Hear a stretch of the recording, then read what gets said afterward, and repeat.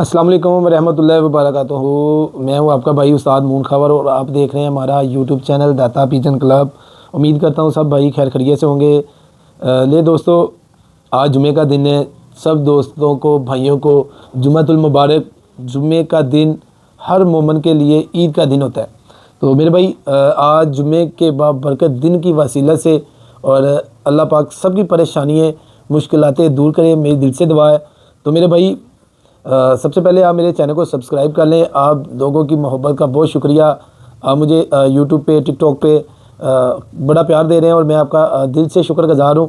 तो उम्मीद करता हूँ कि इंशाल्लाह आप मुझे और अच्छा ज़्यादा से ज़्यादा प्यार देंगे। तो भाई आप दोस्तों के लिए आजकल कबूतरों को मुख्तलिफ़ किस्म के वायरस का अटैक हो रहे हैं, शिकायत आ रही है। तो मैंने भी काफ़ी एक्सपेरिमेंट किया है। मेरे दोस्त के परिंदे हैं, उनको आंखों का मसला पड़ा है। एक बच्चे की आंख ख़राब हुई थी, अब तक उसके खुड्डे में तकरीबन 9 से 10 परिंदे हैं जिनकी आंखें ख़राब होनी शुरू हो गई है।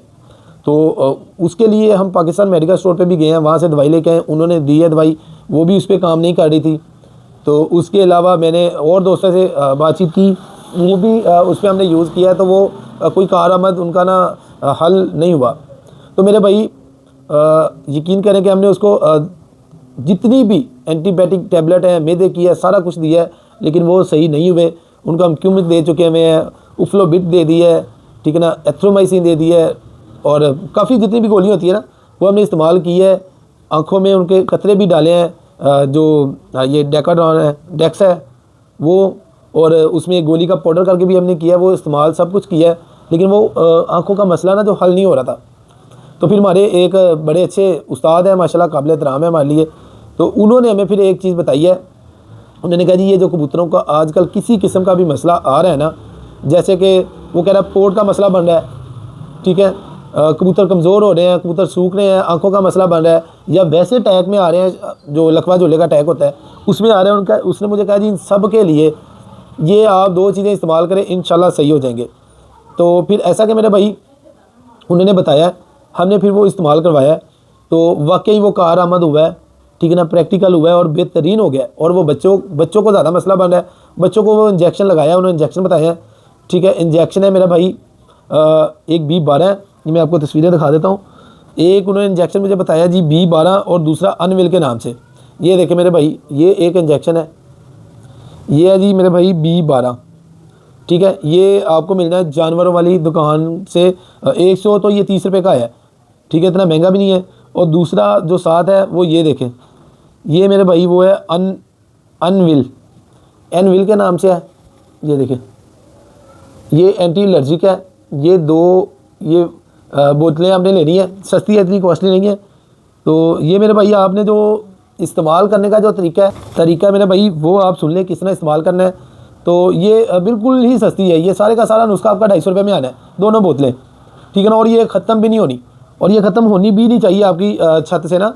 तो मेरे भाई जब इस्तेमाल करना है तो इस्तेमाल करने का तरीका है वो सुन लें। आपने इंसुलिन वाली जो सिरिंज है, ठीक है ना, इंसुलिन वाली सिरिंज है वो ले लें आप, ठीक है ना। उसका 1 पॉइंट आपने B12 का लेना है और 1 ही पॉइंट उसका आपने अनविल का लेना है। ये दोनों मिक्स करके आपने उसकी चेस्ट में इंजेक्ट कर देना है, लगा देना है। तो मेरे भाई ये आप लगाएं इंशाल्लाह, ये आज लगाएंगे, ठीक है, उसके बाद आपने अगले दिन लगाना है। तो 1 दिन लगने से ही, आज लगाएंगे रात को, सुबह आपको इंशाल्लाह बेहतरी नज़र आएगी। आपने नेक्स्ट डे फिर रात को लगा देना है, तो उससे अगले दिन इंशाल्लाह परिंदे आपके ठीक हो जाएंगे। तो फिर भी आप इनको डेली लगाएं, ये तकरीबन 3 दिन लगाएं इसी तरह।